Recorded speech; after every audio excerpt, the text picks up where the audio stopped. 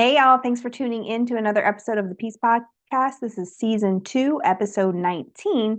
Just give me the results for my efforts, whatever that looks like. This is a special Mother's Day edition. Mother's Day was yesterday when you're watching this or listening.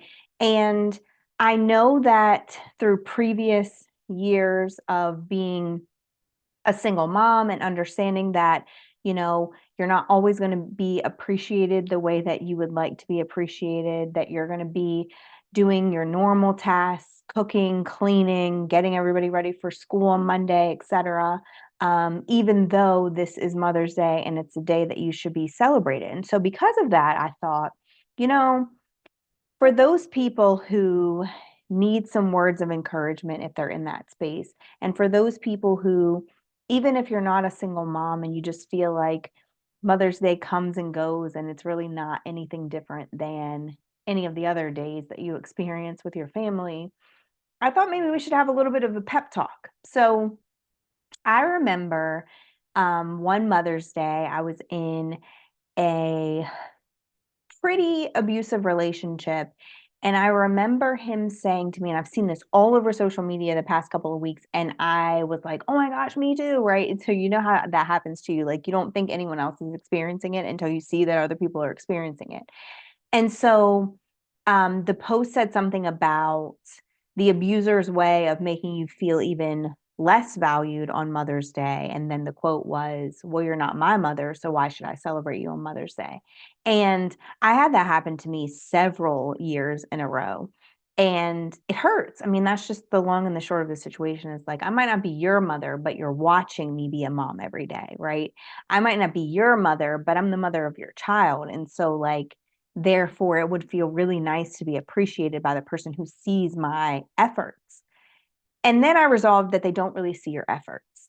So if you're in that space today where you avoided social media all day on Mother's Day because you didn't want to do the comparison trap of witnessing what you weren't going to get to experience, or you put a happy face on and got really excited about all of the gifts that your child made you in school. Shout out to all those teachers who make sure that children make whatever it is. I got a really cool picture frame. So shout out to Miss Hilleman for doing that with my son. But they know that you might not get it from the people who are in your home, and they also want to make sure that the children are experiencing what it's like to value the person who does so much for them.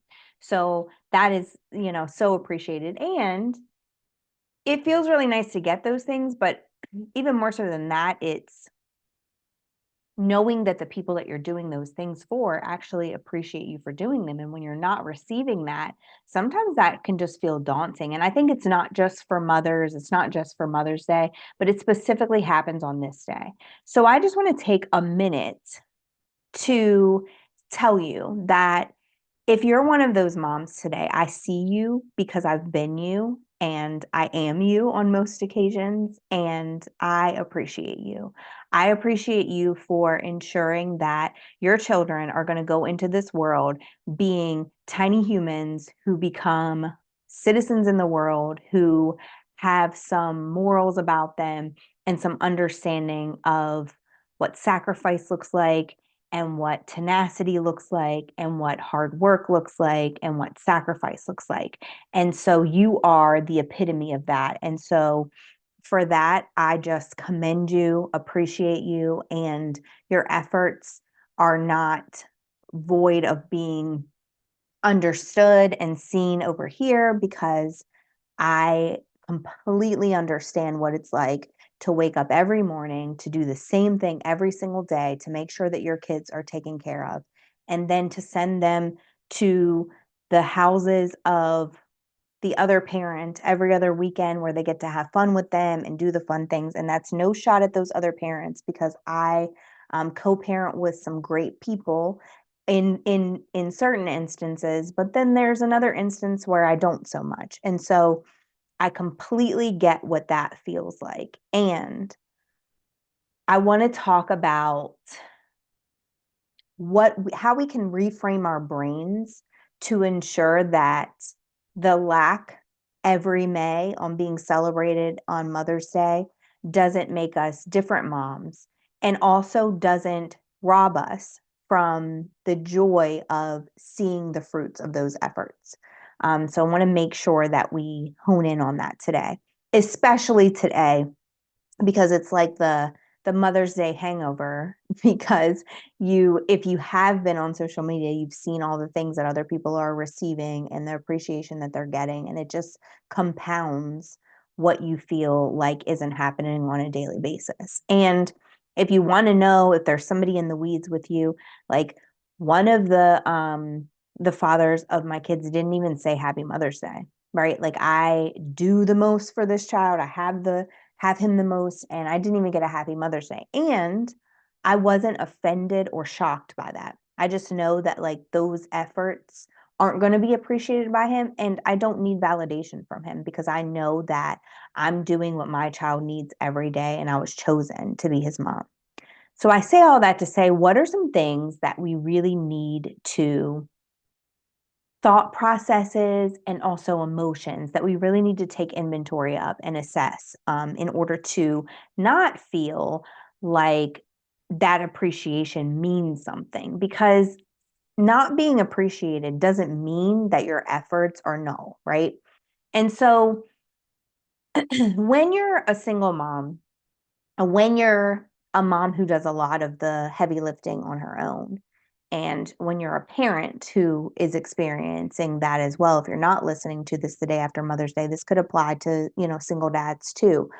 But when you're looking at the world around you and you're realizing that those people have four hands to hold the lift and you only have two because they have a partner and you don't have one, you'll start to feel like your efforts are subpar, right? Like that, yes, you're doing all of these things, but that you're not doing them to the extent at which other people are because they have help and assistance.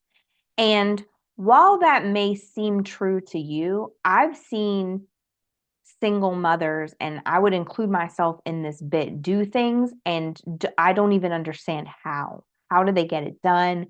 How do they? And I've often said that, people talk about how societies and different cultures evolve, and I'm like, if evolution was a thing, single moms would have 8 arms because of the level of things that we have to do, and just moms in general would, but especially single moms. And one of the things that I notice is that we put a lot of pressure on ourselves to do more and do better because we've already reasoned in our brain that we're giving our kids is less. And yes, there are less people, and yes, there is less of a presence from that other sex parent or whatever it is, but you're showing them things that, and you're growing these things in yourself that otherwise wouldn't exist if this wasn't your situation. And so they see them. And how do I know they see them? Because I have an adult child. And my adult child has, written essays for scholarships about what he saw me go through. My adult child sends me messages that say things like, I don't know what I would do without a mom like you. Like it might just be a text message to some, but the verbiage inside of that text message lets me know that he really sees it. Has he always done those things? No, because at one time he was a selfish teenager, and like at one time he was just too young to understand that his experience was different than other people's. He just thought that everybody had the same kind of mom, and once he started to see that, he realized it. But you are placing this filter over your eyes, and the filter is of where all the lack exists, right? So you think, well, I'm not really doing the most that could be done for them. But that doesn't mean that your efforts are subpar. It just means that you're doing the most that you can do, and there isn't another person to carry the weight. But I can tell you this, yesterday, I mowed the grass and I did the dishes and I did the laundry and I did um, the cleaning and picking up in the house, and I changed the sheets and I did all these things. And the interesting thing is that I never once said to myself, wow, you're like, this is a heavy load. And my kids don't realize it either because they wake up and they go, oh, it's cleaning day. Like in their head, it's just cleaning day. They don't think about, the fact that if there was another person in the house, they would be carrying the weight of these things. And so, even though to you your efforts feel subpar, you are doing the best with what you have. You are doing the best with the one adult that's in the house. You are doing the best, and I would say beyond best, because a lot of times what you're doing is far more than what you realize and what you give yourself credit for. So allow yourself to sit in the space where you realize that you're doing the best with what you have, and you're being the best version of you that you can be in that space. It doesn't mean that you're perfect. It doesn't mean that you always do the most that you can do, because no one does. You have it in your head, and we do this all the time where we put it in our heads that if we were a mom in XYZ space, then we would be doing these things for our kids and our kids would be getting these things. But as I always say, God knew what your kids needed before they were ever even crafted. And so some of the things that you feel like they're quote unquote missing out on, they're getting what they need. And, I remember going into, the courtroom, and this was the very last time I had to go to court for custody, and sitting out in the waiting room and having these anxious, spiraling thoughts, and just thinking to myself, I would never want my child or even someone that I love to experience the level of intensity and pain and just evil that's lurking inside of the situation. But I prayed, God, if you're using this to make something in him, to grow something in him, to craft him to be something that's going to connect to whatever you have for him later, then show me how to support that process. Excuse me, because I believe that even though we operate in free will, and even though we create circumstances for our children that we guilt ourselves for every single day, the lessons that they're learning inside of that are something that they need to go into their future self. And they're going to utilize those things as tools. So, being perfect and giving them everything that you think a traditional family would give them is not, in fact, giving them what they might need. It's giving them what you think they need to make you look better as a parent. And they don't need that. They need what the best thing for them is. And whatever that is what they're experiencing right now from you because you're giving your best. The second thing is, right now, you might not feel appreciated, right? And I get it because it's an underappreciated job. It's overworked and underpaid and underseen and overutilized and all of the things that would melt you into a tired mess in the corner. And I completely understand that. And just like in those small pieces of artwork and things that come home from the teacher, I can see that the teacher wants to make sure that my child has a level of appreciation for his parent. And that might be the only thing that I get from them is that little piece of artwork. But the little piece of artwork has small glimpses of them seeing and appreciate you, especially those pages where they fill them out and they say like my mom's favorite thing to do, or my mom's, um, what my mom want it does for a living, and all of these things. When they fill those out, you start to see the things that they do appreciate about you. So my mom likes to. My son always writes things like "play with me" because I'm always like playing basketball or playing a board game or whatever with him. And I don't do it all the time. Like I give him 15 to 20 minutes a day because I got to do the dishes and I got to cook dinner and da da da. But it's consistent and he knows that it's coming every single day. And so when you don't feel appreciated, just remember that you don't need this grandiose, sparkly sign that's validation for your reward. Because sometimes you won't see the reward for your efforts in this life. But I can promise you that God is watching what you're doing. He is proud of the daughter that he raised and crafted to be this type of mom to those kids. And if you've done nothing else today, but you've preached about the word of God and you've shared the testimony with your children, or you've given them advice about life, or you've made sure that their hearts are pure, you are doing exactly what you were put here to do. To lead them to a morally sound life so that they can grow from tiny little people into adults who are navigating the world in a way that benefits the world and impacts it in a positive way.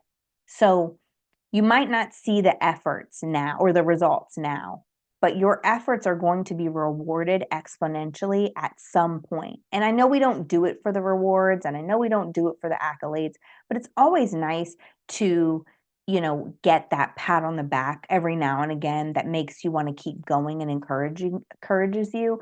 But I think we need to shift our brain to say, I don't really need validation for this thing. Like my sister texts me sometimes and she's like, you're one of the best moms that I know. And like for me, that doesn't feel, I don't feel like I am, but it means something when she sends me those messages. Like it means something when I hear people say, like, I don't know how you do it. I don't need that to be appreciated, but I don't know how I do it either. Let's be honest. Like, I don't have a clue because your girl be tired. But also, we have to remember that appreciation is a gift and it's this thing that feels good, but you shouldn't need it to validate your existence. You shouldn't need it to want to continue to move on. And I know, again, I know that this is such a thankless job, but we have to find our validation in things like they said their prayers before they went to bed at night. They brushed their teeth without asking. My son says in the morning, I don't need you to tell me what to do. I know what to do. He's 6 and he knows how to get himself ready for school. Those are the places where I see the biggest mark of my existence. He might not appreciate it now, but when your college kid calls you from his dorm room and says, Mom, these people don't even know how to do their laundry, and your kid does, you'll see it then. Like it's in those moments where you're like, it's something I did is helping my child walk into this world in a way that's impacting them in a positive way. And that's when you'll see it. And sometimes that day-to-day walk becomes even more arduous because you don't have those moments where you see it.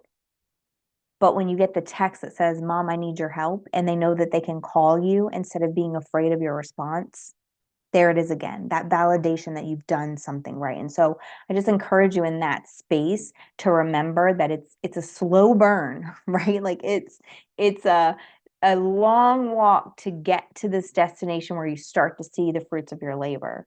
But when you get there, you'll start to have those small glimpses of, okay, I'm doing something right. And then I want you to remember, even in those places, this is the third thing, that every misstep that they make should not make you feel inadequate as a parent.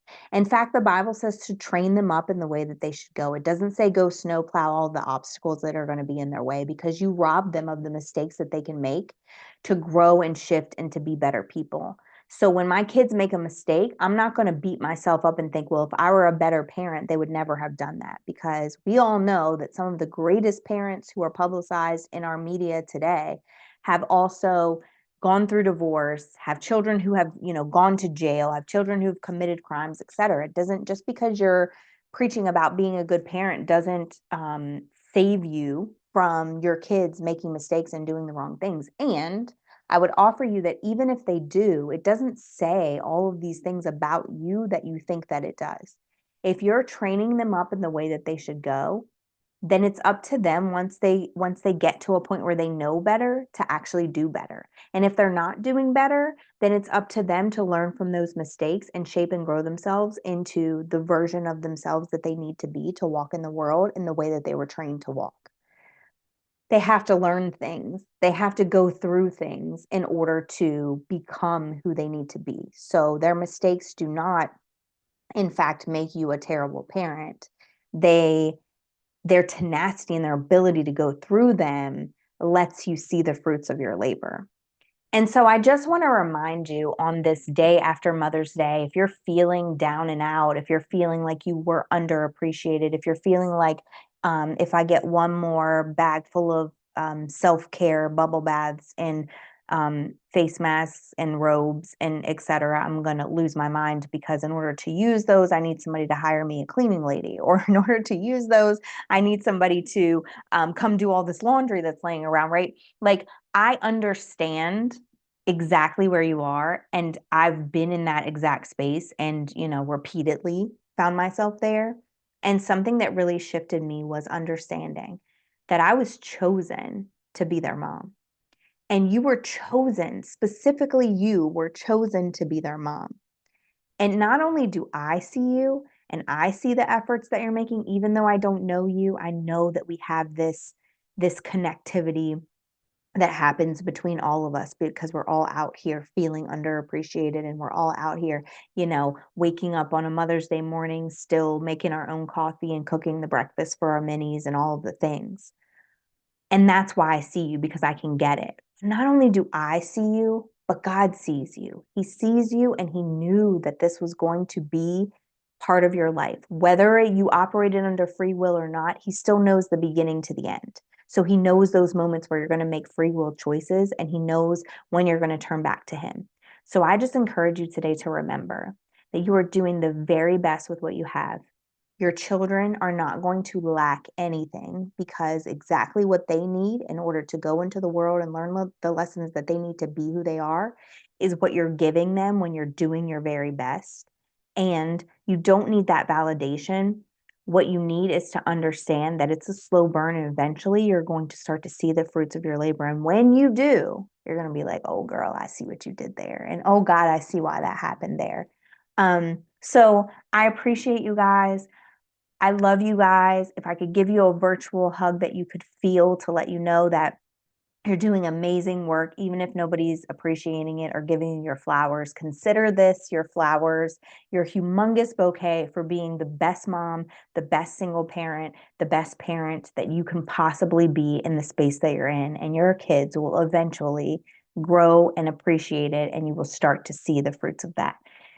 Thank you for tuning in. Remember that you can look me up on all social media sites. I'll link that in the description. And also remember that knowledge gained for yourself is selfish, but knowledge shared with other people is wisdom shared so that other people can get out of the bondage that they're in. And that's really my goal for this, is to think about, parts of my testimony and parts of my story that I struggled with, and to try to make sure that I share those parts of my testimony, excuse me, so that you guys aren't experiencing that same bondage for years and years and years, so that you have somebody to guide you out of that bondage a lot sooner than I was able to get out of it on my own.